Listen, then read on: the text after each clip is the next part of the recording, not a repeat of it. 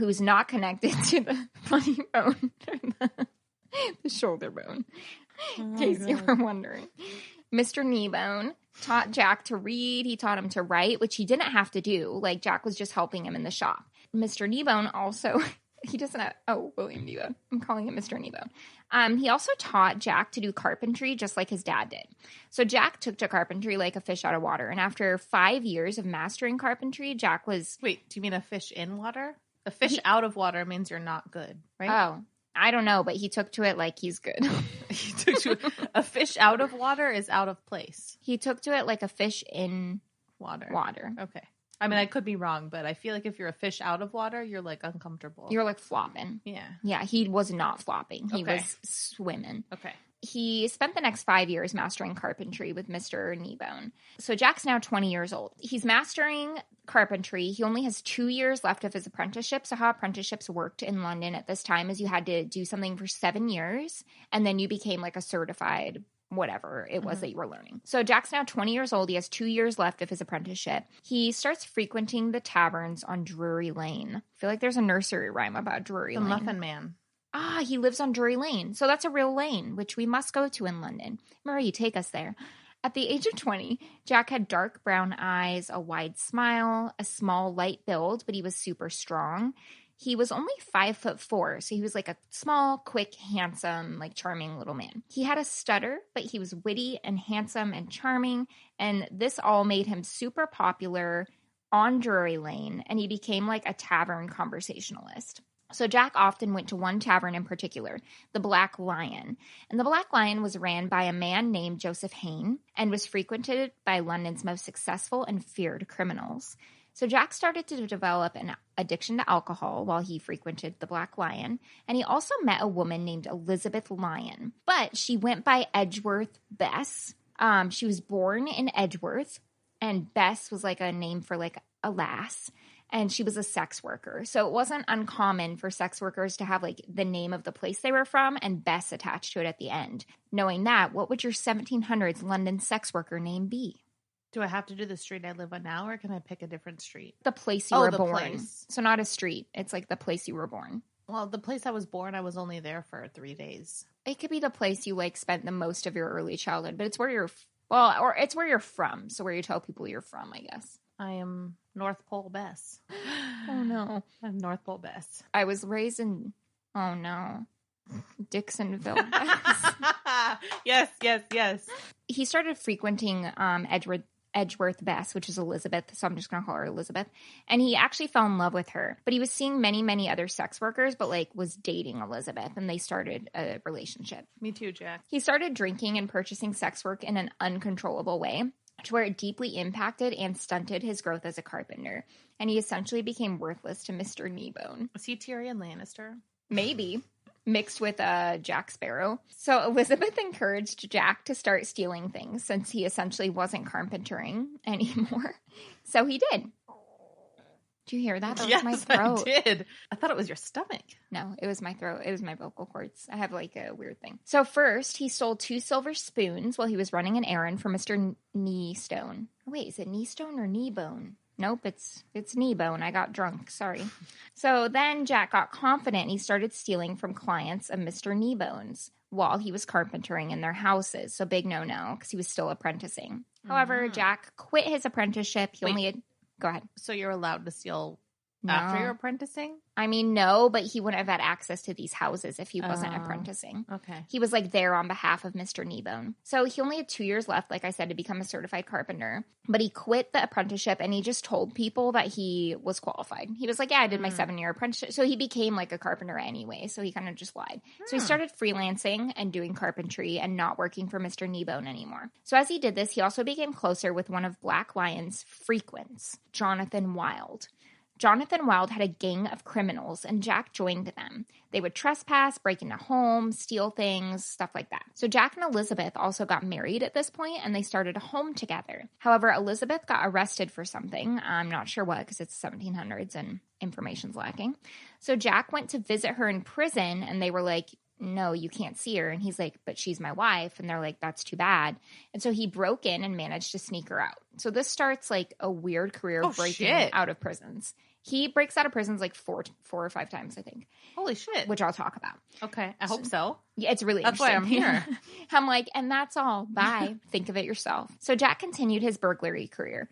And Thomas, his little brother, who I mentioned like a long time ago, joined the gang. So Tom was also a carpenter and had been thieving before this, so this wasn't new to him. And he had a scar on his hand, actually, because he was branded as a punishment for stealing from his master. So he was another little thief. We talked about that in like the witches episode too, when they used to do to people. We talked about it in the witches episode, which is one of the episodes from October 2019. Which is... So one day, Jack, Tom, his brother, and Elizabeth stole from a fancy market in London, and they were actually caught. So this was like the first time Jack was like actually caught for his crimes. They were arrested for a month or two and then got out, and Thomas immediately was arrested again. But Jack took the fall for him because he was afraid that Thomas would be hanged because he had already been in trouble so many times. So a warrant was out for Jack's arrest, even though he didn't do it.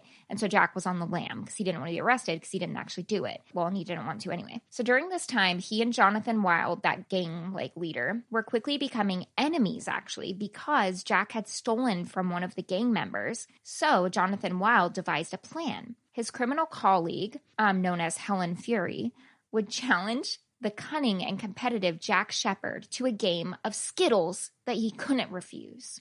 So guess what modern day sport, comes from Skittles? Hold on, let me think. No fucking idea. Bowling. I was gonna say bowling. And you should know, but you're I on a didn't think team. bowling existed back then. I literally thought of bowling. It was Skittles. Oh, bitch. Okay. Damn. Jack was like, I can't resist this game of Skittles. I'm going to whoop your ass. But when Jack got there, the police were waiting for him. So Wild and Helen Fury had set him up. Oh, bitch. I know. So he was sent straight to prison. He did not collect 200. He didn't pass go, blah, blah, blah. But after 3 hours, he got bored. So he escaped out the top floor of the tower because he made a rope out of linens. Nice. And he escaped. So a month later, Jack was arrested again for pickpocketing. Wait, so he just escaped and no one found him. He was on the lam. Nice. It was fine. It was 1700s. I mean, yeah, they don't give a shit. There's no DNA and stuff, so they didn't wash their hands back then. What is DNA? What is hand washing? So Jack was arrested again a month later for pickpocketing, and Elizabeth, his wife, came to visit him, and the police recognized her, and they were like, "You're arrested too," and they threw her in the same cell as Jack. Oh, that works. That works, but the two were super cunning, and so within 2 days of her arrest, they had escaped again. Nice. And nobody knew how. This reminds me of the movie with Johnny Depp about the bank robber. This is a very Johnny Depp-ish kind of story. Johnny Depp would play him in a movie. They should remake this, and have Johnny Depp as him. Yeah, Johnny Depp and I feel like maybe Margot Robbie. Oh my gosh, yes, that'd be perfect. Though I never say this in here, but Elizabeth Best was like a portly woman. So a portly woman actor would be ideal too, but it's a movie, so whatever. So anyways, after this, Jonathan Wild was actually wildly impressed that Jack was able to escape so many times, so he wanted Jack back in his gang because he's like, actually, he's a really good criminal. But back in the club. Yeah, but what he told Jack was, he's like, hey, you'll steal stuff, you'll give it to me, I'll give you a cut of the money that I get from it. So like pimping out his stolen goods, and Jack was like, no, like I'll just steal on my own and sell my own stuff. Right, like, I'm the one who's good at thieving. Yeah, so I'm not going to just take a cut of my fine work. Instead, he started working with another infamous criminal of the day, Joseph Blueskin Blake. Isn't it funny? This is like a crime group from the 1700s. It's like the same thing, but 1700s-y. So Jack and Blueskin decided to burgle Mr. Kneebone. Why though? Say that sentence again. Jack and Blueskin decided to burgle Mr. Kneebone. Why?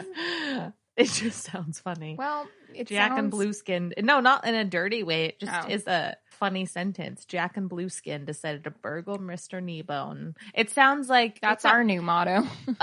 Knives Out that we saw.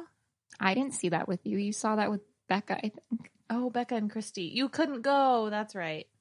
Knives Out is a good movie. Yeah, spoilers. Come on. Well, I didn't give any spoilers. It's good. That's a goddamn spoiler. I'm sorry. You can't even tell us if it's good or bad. Fine. We want to find out for ourselves. So Jack and Blueskin decide to burgle Mr. Kneebone. However, they run into one of Jonathan Wild's guys while they're doing it, and the guy sees them, and he's like, sees them trying to burgle Mr. Kneebone, which why would you pick him? He taught you to read and write. Like, leave the poor man alone. The guy that saw them from Jonathan Wild's gang immediately told Wild, like, hey, I saw Jack doing crimes with somebody else. And Wilde was like, oh, shit, like, he can't do crimes with other people. We've got to stop him. He said no to us. He's not allowed to be a criminal with anyone else. So I'm taking my ball and going home. I'm taking my bowling ball and playing Skittles somewhere else. At this point, Jack is still in hiding because he's escaped from prison multiple times, and, like, they want him back. They want him back. Baby, come back. Yeah. You can blame it all on yourself because it was your fault. We're taking you to court. They did know, so they couldn't find Jack, but they knew who could. And that was Elizabeth, his wife. So Elizabeth was hanging out at a brandy shop that was owned by Blueskin's mom when Jonathan Wilde came in and paid for her to get super drunk. So she kept throwing back brandies, and ultimately she told him where Jack was. She wasn't being malicious. She just was, like, drunk and was like, oh, yeah, he's up the street. Blah, drunk blah. Caitlin would do the same thing. I mean, he's buying her brandies. Like, yeah. It's the 1700s and they're poor. I get it, girl. Drunk Caitlin talks too much, too. Wilde told the police because he was mad at him, and he was arrested again. So this time, Jack was charged on 3 counts of theft. 2 were dropped for no evidence. But the third, at Mr. Kneebones, the man who taught him to read and write, and essentially everything he knew, stuck because Jonathan Wilde's man had an eyewitness testimony that he saw him. So Jack was convicted in August of 1724 because the case, quote, had been plainly proved. And he was sentenced to death. On the date of his execution, Jack escaped. Yes. Elizabeth and her other friend, Pole Maggot, terrible name. I'm so sorry, Pole. Pole Maggot. P-O-L-L Maggot. I don't know who names her. Change your name. Even in the 1700s, there's less paperwork. Come on. Just change it. It's easier. You don't even have no paperwork. Just go by a different name. Even Polly or Paul. Be Pole Maggot? I don't even care about the first name. It's the last name. Miss Maggot. Okay. So Miss Maggot had the steamboat. Steamboat had a belting. Elizabeth and her friend distracted the guards while Jack bent the iron bars in his outward-facing window. Oh, my God. He jumped out and quickly changed into a spare pair of women's clothing that Elizabeth and Pole had brought him as a disguise. And the 3 women, quote unquote, walked away. He was caught, however, in hiding days later, and he was arrested again. So this time they're like, yo, you've escaped 1 million times. And they put his legs in these iron, like, casts, like boots kind of, and chained them to the floor so he couldn't escape, and locked his hands up and stuff. So while he was locked up, Jonathan Wilde, his brother Thomas, and his partner Blueskin were all arrested on, like, similar charges. So the prison and the courtroom were attached in this like little area in London. So there was a lot of ruckus coming from the courtroom, and Jack could hear it.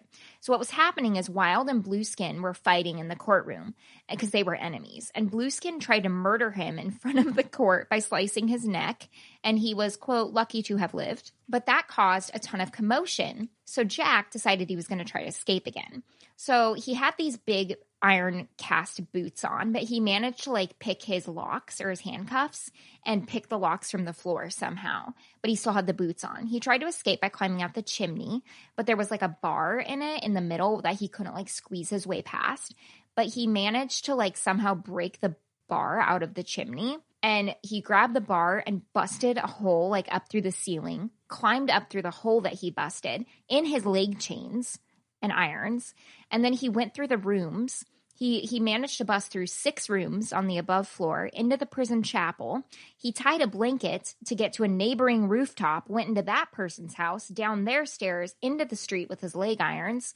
That stayed on for days until he convinced a shoemaker to help him remove them for a huge amount of money that he had received from selling stolen goods. Okay, he's kind of my hero. I'm telling you, shouldn't be, but, like, damn. The sexiest prison escapes known to man. Rumors arose that the devil had helped Jack escape, which only made him more famous in the community. Oh, the devil! Jack immediately began criming again.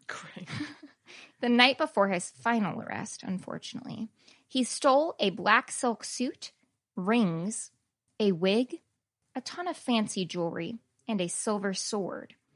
He sold some of that to get a little money, and then he dressed in the black silk suit as a dapper man. He paid for 2 gorgeous mistresses. He spent the night with them. The